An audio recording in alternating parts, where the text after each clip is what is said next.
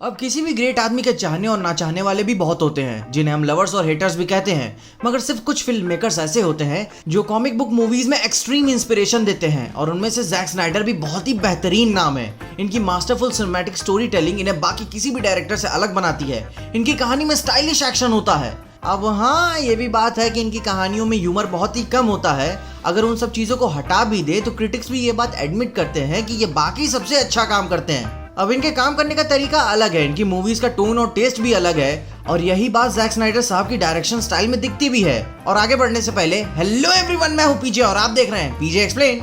यही नहीं, अपनी टाइटैनिक और अवतार जैसी मूवी के डायरेक्टर जेम्स कैमरॉन तक ने कहा है कि जैक स्नाइडर उनकी इंस्पिरेशन लिस्ट में है। अब भाई, उतना एक्सपीरियंस डायरेक्टर कह रहा है तो कुछ बात तो होगी ही। तो इसी बात पे हम जैक स्नाइडर की डायरेक्टिंग स्टाइल को समझेंगे कि उनकी मूवीज बनाने का स्टाइल क्या है, क्योंकि उनकी लाइफ टाइम में उन्होंने जितनी भी मूवीज को डायरेक्ट किया है 2020 तक, उनमें से करीबन 80% तो कॉमिक बेस्ड हैं। और हाँ, #जस्टिस लीग स्नाइडर कट भी तो आने वाली है, तो इससे कुछ आपको अंदाजा हो ही जाएगा कि वो अपनी लाइफ की सबसे प्रीशियस मूवी जस्टिस लीग को कैसे रिप्रेजेंट करेंगे। इतने कंट्रोवर्सी के बाद क्या वो अपना स्टाइल चेंज करेंगे या कुछ नया, वो तो टाइम ही बताएगा। लेकिन सबसे पहले पॉइंट से शुरू करें तो आता है स्टोरी बोर्ड्स। अब देखो, जिन्हें नहीं पता उन्हें हल्का सा बस बता देता हूँ कि मूवी के किसी भी सीन को डायरेक्ट करने से पहले एक स्टोरी बोर्ड तैयार किया जाता है, ताकि पता चले कि किस सीन को कैसे डायरेक्ट करना है और कहाँ करना है। ये some sort of comic book जैसा ही फील होता है, जो सिर्फ क्रू को समझ में आता है। तो इनकी ओरिजिनल कॉमिक बुक से इनकी स्टोरी बोर्ड्स बन जाती हैं। अब एक एग्जांपल के तौर पे 300 का यही सीन देखें, तो जब यंग लियोनार्डिस उस वुल्फ या भेड़िया जो कहते हैं उसको,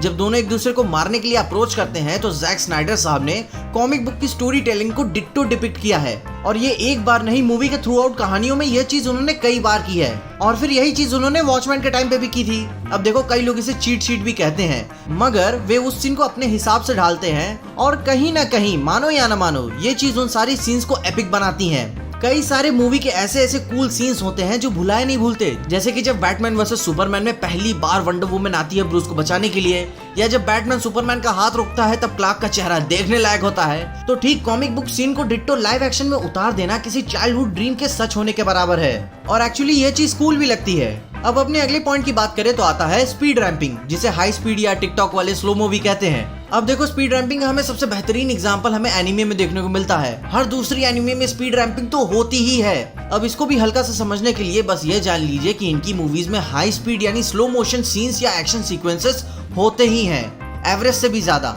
अब चाहे तुम इनकी सकर पंच की बात कर लो, वॉचमैन, 300, मैन ऑफ स्टील या Batman versus Superman, high speed या स्लो मोशन एक्शन तो रहता ही है, चाहे जो हो जाए। इस 12 साल के लौंडे के मुक्के मारने से लेकर इन 80 साल के चचा के मुक्के मारने तक। अब देखो, हम सब जानते हैं चूतिया चीज भी स्लोमो में दिखाओगे तो कूल लगेगा।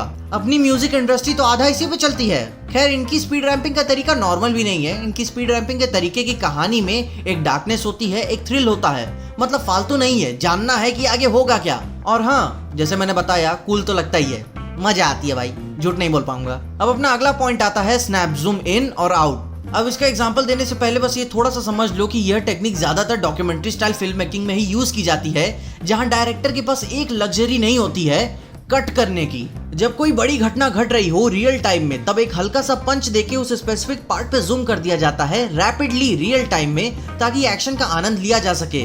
फिर जरूरत पड़ने पे उस सीन को जूम आउट करके कहानी जैसे दिखानी है चालू कर दें। और यह चीज आपको बहुत ज्यादा देखने को मिलेगी मैन ऑफ स्टील में, जहां काल-एल का बाप यानी ज़ोर-एल कोडेक्स कैप्चर करने जाता है, तब ये चीज काफी बार यूज की गई है। अब यही नहीं, बैटमैन वर्सेस सुपरमैन में जब लुइस अपने ही चुतियापे की वजह से पानी के अंदर फंस जाती है, तब भी इसका इस्तेमाल किया गया है। और इस टेक्निक का यूज कोई एक आध बार नहीं, कई बार किया है उन्होंने, और वो भी अलग अलग मूवीज में। अब इस टेक्निक को यूज करने का मोटिव क्या है कि उस सीन की अर्जेंसी दिखाई दे कहानी में, मतलब कुछ इंपॉर्टेंट हो रहा है बाकी के सीन से। अब अपने अगले पॉइंट में एक बहुत ही बेहतरीन मुद्दा आता है, जैक स्नाइडर साहब अननेसेसरी कट्स अवॉइड करते हैं। अब अपने प्रीवियस 2 पॉइंट्स जो हमने देखे हैं, जैक साहब स्पीड रैंपिंग और स्नैप जूम टेक्निक को ज्यादा कंसीडर करते हैं, ताकि कॉम्प्लेक्स फाइट सीन में कोई एंगल कट ना दिखाई दे, जिससे व्यूअर्स को ओरिएंटेशन बना रहे। ये कोई रैपिड एडिटिंग का काटपीट नहीं चलाते हैं सीन पे, एक लॉन्ग टेक एक्शन का इल्यूजन बना रहता है। और इस बात को एमी निकोलसन भी एडमायर करती हैं, जो एक हेड फिल्म क्रिटिक है। उन्होंने कहा है, I will always be confuse why director spend so much energy stating a fight only to turn into a chopped salad. अब उनकी बात भी सही है, कभी कभी लगता है कि अननेसेसरी हो गया, मगर अच्छा है तो चलता है। और एक बात ये भी है कि ये काफी सारे सीन्स को बचा के रखे हुए होते हैं, जैसे कि पहले तो थिएट्रिकल कट आएगा, फिर उसके बाद डायरेक्टर्स कट आएगा, फिर एक्सटेंडेड कट आएगा, और अभी तो वॉचमैन के टाइम पे अल्टीमेट कट भी आया। डायरेक्टर कट आ चुका था, मगर नहीं, फिर से अल्टीमेट कट लाना जरूरी था। किस्तों में कहानी दिखाते हैं हमको। तो यही बात है कि इनके सीन्स कभी अननेसेसरी वेस्ट नहीं जाते। इनके डायरेक्शन का तरीका बहुत ही खूबसूरत है, बहुत ही खूबसूरत। कभी कभी तो प्यार हो जाता है सीन से, डायरेक्टर से नहीं। अब जैसे कि इस सीन में सुपरमैन को एकदम भगवान की तरह दिखाया गया है, कमाल है। लेक्स लूथर की पेंटिंग वाला सीन कमाल है। सेनेटर हाउस में जब ब्लास्ट होता है, कमाल है यार। सुपरमैन जब पहाड़ से क्रैश तक करता है, कमाल है। और 300 की बात ही क्या करें, कई सारे आर्ट वर्क जैसे सीन्स हैं, पूरी की पूरी एक लिस्ट बनाई जा सकती है। अब अपने लास्ट पॉइंट की बात करें तो आता है स्नाइडर इंजीनियर्स कलर। किसी भी पिक्चर में कलर को दिखाना बहुत ही इंपॉर्टेंट पॉइंट होता है। उससे पता चलता है कि मूवी का कैरेक्टर किस स्ट्रगल से चल रहा है, वहाँ का माहौल क्या है। जैसे कि डिज्नी की ज्यादातर मूवीज लाइट ब्राइट टोन में ही रहती हैं, फन लविंग एंटरटेनमेंट समझा जाता है। अब चलो अपने डीसी मूवी के शज़ाम का एग्जांपल ले लेते हैं। जैक स्नाइडर के कंपैरिजन से बहुत ही ज्यादा कलर था उसमें, मगर ये बात भी समझो, ये कहानी बच्चों की लाइफ पे इर्द गिर्द घूम रही थी, और बच्चों की लाइफ में ज्यादा से ज्यादा कितनी बड़ी प्रॉब्लम्स आ सकती हैं। वो शज़ाम बन के उसके साथ खाने पे नहीं आया तो वो मुंह फुला लेता है। अब चलो उसकी बात छोड़ देते हैं, वो स्टाइल और तरीका कहानी ही अलग थी, मगर यहाँ बात अलग है। अब जानता हूँ स्नाइडर की कहानी में ह्यूमर बहुत ही कम होता है, और मुझे कोई एक्सपेक्टेशन भी नहीं है। मेरे अंदर का एक्सपेक्टेशन वाला आदमी कब का मर गया। और अब जहाँ रही इनकी कलर्स को यूज करने की बात, मैन ऑफ स्टील से लेकर वंडर वुमन तक मूवी का कलर पैलेट एक ही था। और जहाँ रही सिर्फ और सिर्फ स्नाइडर साहब की पिक्चर की बात, काफी डार्क है, काफी साला लाल रंग लाल ही नहीं लगता। मगर जहाँ जिस कलर की वैल्यू थी, सिर्फ उस कलर को बढ़ावा मिला है। मूवी में उस मैकगिफिन की वैल्यू थी तो उसको तवज्जो देने के लिए उसमें फील डाला गया, और जब सुपरमैन में सूंघा तो फील आया भी।